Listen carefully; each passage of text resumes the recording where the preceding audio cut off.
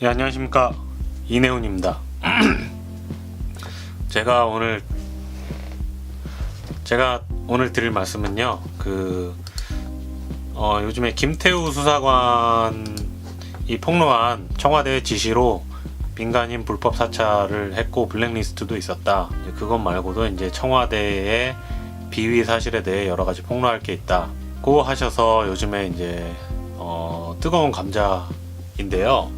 한국당에서는 이제 또 옳다쿠나 이걸 덥석 물어가지고 극렬 비판을 하고 있죠. 그런데 제가 오늘 드릴 말씀은 이제 청와대에 대한 비판보다는 김태우 씨에 대한 생각입니다.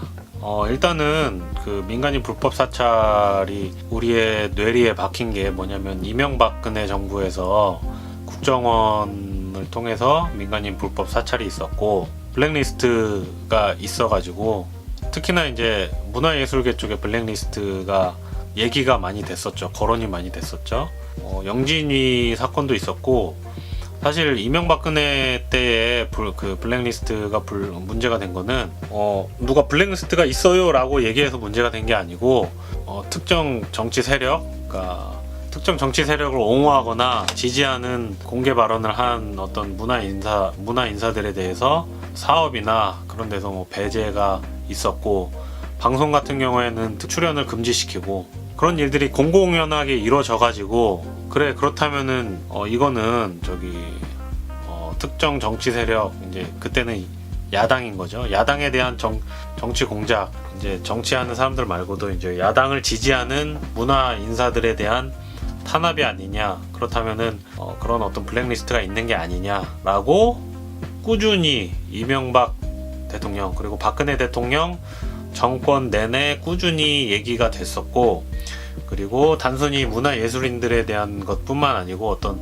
기관이나 어떤 지원 행사 같은 데 있어서 장이 이제 낙하산이 갑자기 오셔가지고 어떤 행사의 성격이나 그런 것들을 전부 싹 바꿔버리는, 특히나 이제 야당을 지지하거나 그런 사람들이 있으면은 가차없이 이제 교체가 되고 하도 그런 일들이 많다 보니까 이제 박근혜의 이제 무능이 밝혀지고 레임덕이 온 상황에서 국회에서 청문회가 진행되는 와중에 뭐 그런 사실들이 블랙리스트를 보았다라는 조윤선 전 문화부 장관의 증언이 있었죠. 명예를 걸고 대답을 하세요.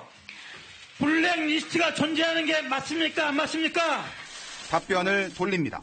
지금 특검에서 조사를 하고 있는 그 내용이 말하지 마시고 하지만 추궁은 이어졌고 다시 물어볼게요. 블랙리스트가 존재한다 안 한다? yes, no. 어느 게 맞아요? 한숨을 쉬던 조 장관이 블랙리스트 존재를 인정합니다. 예술인들의 지원을 배제하는 그런 명단은 있었던 것으로 판단이 되고 있습니다. 그래서 이제 블랙리스트, 민간인 사찰과 블랙리스트에 대해서 이제 우리가 굉장히 안 좋은 기억을 갖고 있고요. 이제 지금 김태우 수사관의 폭로는 이제 그거를 상기시켜 주는 거죠. 근데 이게 지금 김태우 수사관이 폭로하는 내용이 이전에 있었던 민간인 사찰 블랙리스트와 다른 게 뭐냐면은 그때는 직접적으로 피해를 받았다고 증언하는 사람들이 많았어요. 황석영 작가도 2010년 국정원 직원에게 협박을 당했고 과거 안기부가 내세운 허위 혐의가 온라인에 짜깁기돼 유포됐다고 주장했습니다.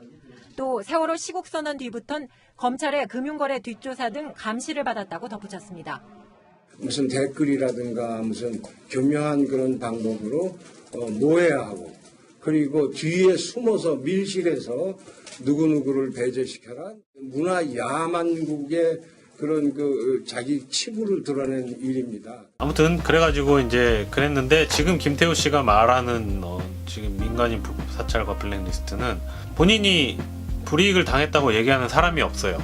그게 가장 큰 차이점인데 그렇다면은 그래도 뭐 아무튼 민간인 불법 사찰과 블랙리스트는 나쁜 게 아니냐라고 충분히 얘기할 수 있습니다.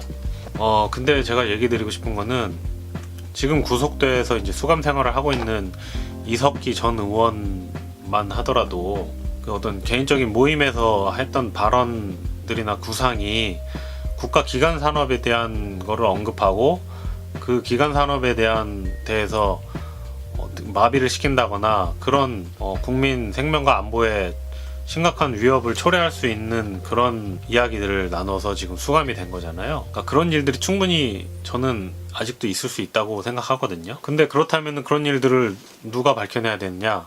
국정원에서 밝혀내는 건데 문재인 정부 들어서면서 국정원의 국내 정보 수집 분야를 굉장히 축소를 해버렸죠. 국정원이 국내 정보를 수집하는 것은 이제 집권 여당이나 대통령에 의해서 이제 야당 탄압으로 많이 운영된다. 그렇기 때문에 국내 정보 수집 분야를 없애야 된다라는 게 이명박근혜 정부 하에서 줄기차게 어떤 국정원에 대한 비판을 했던 민주당의 기조였고, 그리고 그게 이제 본인의 사찰을 바라지 않는 정치인들의 이해관계와 맞아 떨어져 가지고 국정원이 국내 정보 수집 분야를 대폭 축소하게 됐는데, 그래도 뭐 안보에 관해서는 남겨뒀다고 하는데 그래도 축소는 축소잖아요. 정보의 질은 저는 양하고도 비례한다고 생각하거든요. 물론 제가 뭐 그쪽 일에 종사하는 건 아니지만은 소설을 써보자면 누군가 국가 기관 산업이나 이런 거에 대해서 전복하려는 어떤 계획을 가지고 있는데, 거기까지 이제 그 정보를 접근을 하기 위해서는 무당이 점지해줘서 찾아가는 게 아니잖아요. 결국 핵심 정보에 접근을 하려면 그 주변 정보를 넓게 탐색해야지 핵심 정보에 접근을 할 수 있다고 생각하거든요. 정보에 수집되는 양이 많을수록 거기서 이제 핵심되는 정보를 추려내는 건데, 기본적으로 국내 정보 수집을 줄였으니 정보의 질이 낮아질 수밖에 없겠죠. 그래서 국정원이 하지 않는 일을 청와대 특별감찰반에서 한 게 아니냐라는 생각을 하는데요. 지금은 물론 시킨 일이 아니다라고 이제 청와대 특별감찰반의 업무 범위는 이제 대통령과 그 주변 고위 공직자에 이제 머물러 있으니까 업무 범위를 벗어나는 김태우 수사관이 폭로한 그런 사실들에 대해서는 청와대가 지시한 게 아니다라고 지금 해명을 하고 있는데, 저는 이 해명이 뭐 청와대 특별감찰반의 업무 범위는 아니지만은 국정원을 축소시킨 결과이다. 저는 그렇게 생각을 합니다. 그렇게 수집된 정보를 옛날 정권들처럼 국가 안보에 대한 위협이 아닌데도 정적을 이제 탄압하려는 목적으로 그 수집된 정보를 활용하면은 당연히 안 되겠죠. 그렇게 되면은 제2의 이명박, 제2의 박근혜가 되는 거기 때문에 탄핵 사유로서 저는 충분하다고 생각하고요. 하지만 그렇게 수집된 정보를 활용하려는 목적과 관계없다고 판단된 정보를 폐기하면은 뭐 문제가 없겠죠. 그러니까 국정원을 축소시킨 결과가 아닌가, 저는 그렇게 생각을 하고요. 원론으로 돌아가서 아무튼 민간인 불법 사찰을 했든 블랙리스트를 만들었던, 지금 문재인 정부 하에서는 그 블랙리스트로 인해서 실질적으로 내가 피해를 봤다라고 얘기하는 사람이 지금 있나요? 김태우 이분밖에 없잖아요. 이분도 본인이 블랙리스트의 희생자가 아니고 그러니까 청와대에서 그런 일을 시켰다라고 얘기하는 건데, 그렇게 믿음이 가진 않는 이유가 뭐 청렴하신 분도 아닌 것 같고, 뭐 어디서 뭐 청탁을 받고 어디서 뭐를 받고 했다는 얘기들이 계속 언론에서 나오는 게, 물론 그게 이분에 대한 어떤 정치적인 공격일 수도 있는데, 이분이 말씀하시는 게 너무 약간 좀 중구난방이 아닌가. 일을 하면은 그거에 대한 어떤 핵심적인 정보를 뽑기 위해서만이라도 거기에 할애하는 시간과 집중력이 많을 텐데, 이분은 거의 청와대에서 일어난 거의 모든 일들에 대해서 이것저것 다 말씀하시고 계시잖아요. 그러다 보니까 조금 신뢰도가 떨어지는 것 같아요. 계속 터뜨릴 게 있다라고 말씀을 하셨는데, 뭐 지금 민간인 불법 사찰하고 블랙리스트도 제가 봤을 때는 피해 당사자가 없는 상황에서 하신 말씀이라 그럴 수도 있지 않나 라는 생각밖에 안 들고요. 그게 청와대에서 너무 결벽증을 보이는 이유가, 다시 이유를 말하자면 국정원의 국내 정보 수집 파트를 축소했기 때문에가 아닌가, 저는 그렇게 생각이 듭니다.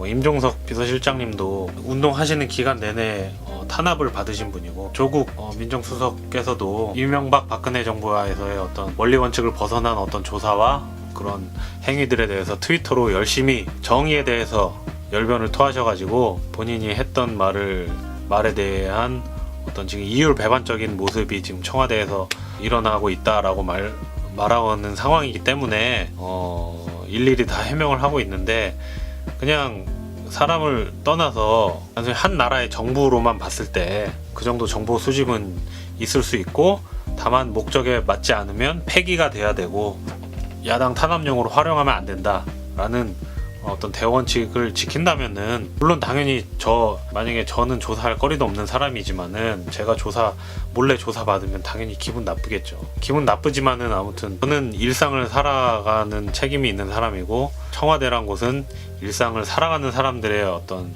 삶을 책임져야 되는 책임이 있기 때문에, 글쎄요, 진짜 앞으로 이제 김태우 씨께서 어떤 깜짝 놀랄만한 정보를 더 터뜨릴 게 있다라고 말씀하셨는데, 얼마나 놀랄지는 들어봐야 알 것 같은데, 사실 지금까지 말씀하신 걸로 봐서는 별로 놀랄 게 없는 것 같고요. 이거를 받아가지고 또 지금 맹공을 퍼붓는 한국당, 또 아니 유치원법이나 동의를 하지 뭘 별로 중요하지도 않는 것 같은데, 물론 잘못한 거는 지금 여당에서 청와대가 본인들 말을 뒤집고 이제 민간인 사찰과 이제 블랙리스트를 했다, 이거는 충분히 지적할 수 있는 상황인데, 정부의 기능으로 봤을 때는 이게 그렇게까지 집중할 만한 사항인가 라는 생각이 듭니다. 만약에 지금 김용균법마저 통과가 안 됐으면은 아마 오늘 동영상은 한국당을 욕하는 동영상이 됐을 것 같습니다.